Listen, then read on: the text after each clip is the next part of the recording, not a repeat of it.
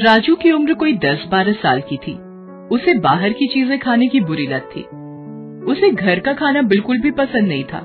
उसके mummy papa उसे लाख समझाते, मगर उस पर कोई असर नहीं होता था।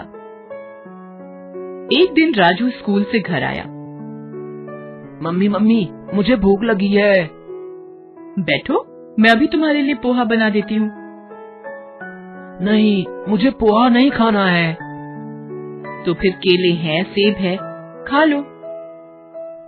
नहीं, मुझे तो चिप्स खाना है और पेप्सी पीनी है। वो तो घर में नहीं है। तो लाओ, पैसे दो, मैं बाहर से लेकर आता हूँ।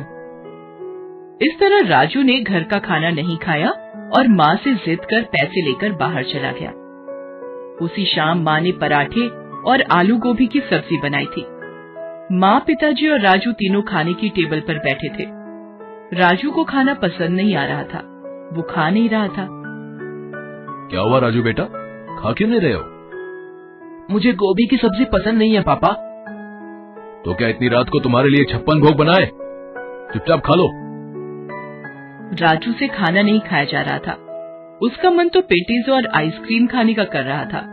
आखिर उसने मम्मी पापा की नजरों से बचाकर पराठे और सब्जी वहीं पास रखे फूलदान में डाल दिए। फिर वो अपने कमरे में चला गया।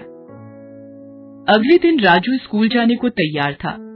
मम्मी उसके लिए दूध लेकर आई। ले, दूध पी ले। नहीं, मुझे दूध पसंद नहीं है, मैं नहीं पीऊंगा। तभी वहाँ उसके पापा आ गए। उनके डर से राजू ने दूध का ग्लास ले लिया, मगर फिर उसने वही किया और उनकी नजर बचाकर दूध को खिड़की से बाहर उड़ेल दिया और फिर स्कूल चला गया। उस दिन जब मम्मी घर की सफाई कर रही थी, तब उन्हें फूलदान से रात के पराठे और सब्जी मिली। तभी उसके पापा भी वहाँ आए और बोले, तुम्हारे लाडले ने सुबह सारा दूध खिड़की से बाहर उड़ेल दिया था।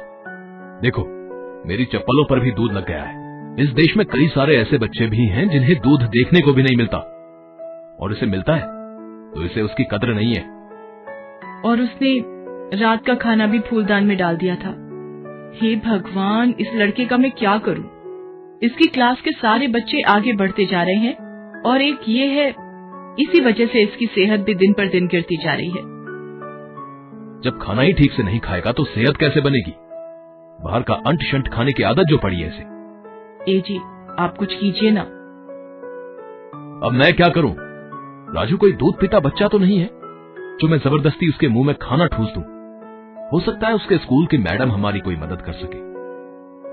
ये सोच मम्मी पापा अगले दिन राजू के स्कूल की मैडम से मिलने गए और उनसे